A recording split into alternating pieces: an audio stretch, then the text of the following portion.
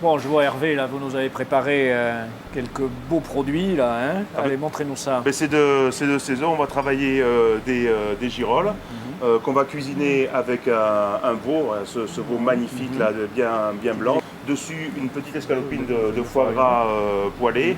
Avec les pommes de terre, on va se faire un croustillant de pommes de terre pour agrémenter ce plat d'un côté un peu crunchy.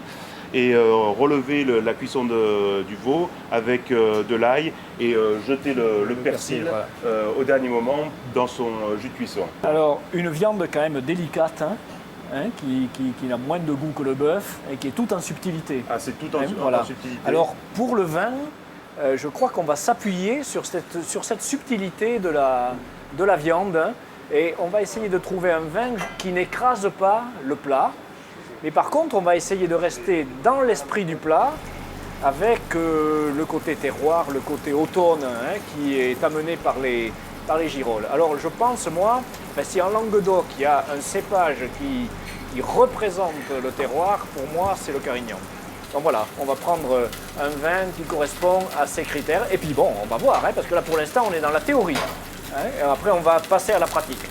Voilà, alors, pendant que le veau prend de la couleur et prend des arômes, eh bien on va voir, on va essayer de goûter le vin. Alors ce qui est toujours intéressant de faire, c'est bien capter l'aromatique, l'aromatique du plat. Voilà, c'est parfait parce que rien qu'en aromatique, sans avoir goûté le vin, on voit que le fruit du vin va se marier, surtout pour l'instant avec les champignons.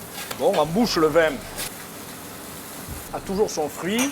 Il a une jolie structure, il a le tonus, la petite acidité qu'amène le cépage. Et je pense que ça ira très bien avec le fondu. Le veau là, il est bien coloré. Bien coloré, bien caramélisé. J'ai rajouté une noisette de beurre. Ouais. Et maintenant, on va mouiller tout doucement. Voilà, avec un bouillon de poule. On va mouiller, mais tout doucement. Tout doucement, oui. Sans l'immerger. Il faut que la vapeur attendrisse les chairs et décolle un petit peu toute... Sans couvercle. Sans couvercle. Ouais.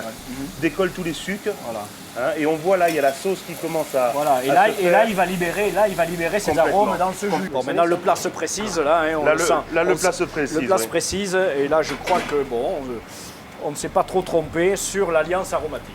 Donc là, Laurent nous a épluché quelques pommes de terre. Et là, on voulait apporter un petit côté croustillant au plat.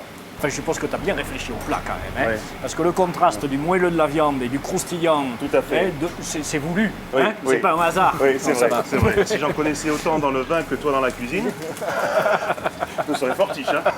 Est-ce que tu connais la petite astuce pour les appoints de cuisson? Non. Non. Mets ta main comme ça. Oui. On touche ici la paume de la main. Quand c'est comme ça, c'est bleu. On change de doigt. Tu appuies, tu sens c'est un peu plus dur. Tout à fait, parce que j'ai raidi le muscle. Voilà, là c'est saignant. L'autre doigt, c'est à point. Et le petit rikiki, c'est bien cuit. Ça alors, c'est incroyable. Et donc la viande, comme elle se vide de son sang, et ben elle se raidit pareil. Donc ce qui est amusant, c'est que sur les côtés, ça va être très croustillant. Et il garde du moelleux au cœur. Un petit peu moelleux. Bon, c'est quand même un plat où il faut rester devant tout le temps. Il faut rester devant, oui, parce que si on nous le pique, il vaut mieux le surveiller, tu comprends? Et au dernier moment, on poêle le foie. On va poêler le foie gras. Ce qu'il faut faire savoir, une poêle très chaude, et là, on coupe le gaz. D'accord, ok, voilà. Juste... On va le laisser chanter tranquillement. On va se couper la pièce de veau, disposer quelques girolles. On va saucer maintenant, alors en mettant ou en ne mettant pas l'ail en chemise. Oui, l'ail en chemise, c'est pour chez soi, c'est ça? Voilà. Mais surtout si on reste chez soi. Voilà. Et donc là, on se dispose le croustillant. Et le foie dessus. Et le foie dessus. Un plat de fête, ça. Comme ceci. Voilà. On remet une belle cuillère de sauce pour que ça imbibe un peu. Voilà, un peu le foie et la pomme de terre. On va pas se régaler là? Si, mais allez. Pas belle la vie. Mais on y va. Allez, on passe aux travaux pratiques. On va passer aux travaux pratiques. Un couteau et une fourchette, s'il vous plaît. Ah, regardez cette couleur. Et alors là, voilà ce qu'on va faire. Vous voyez le contraste là? C'est magnifique. Le blanc et le noir, là, c'est remarquable. Oui. Déjà, ça donne envie. Alors, ce qui est sympathique, c'est quand on prend et qu'on... Et t'entends le cric. de part en part comme ça croustille. Tchic, tchic, tchic, tchic, tchic. Bon, le vin, à la conception théorique du plat, semblait intéressant.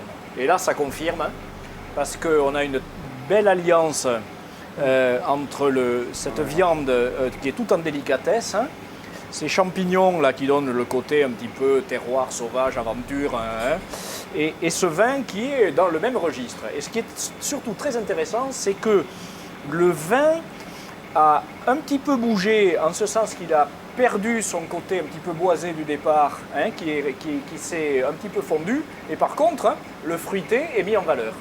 Hein, donc le vin a tout à gagner à la dégustation sur le plat.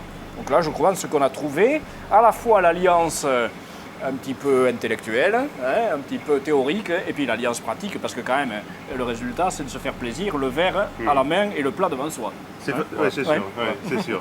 Voilà.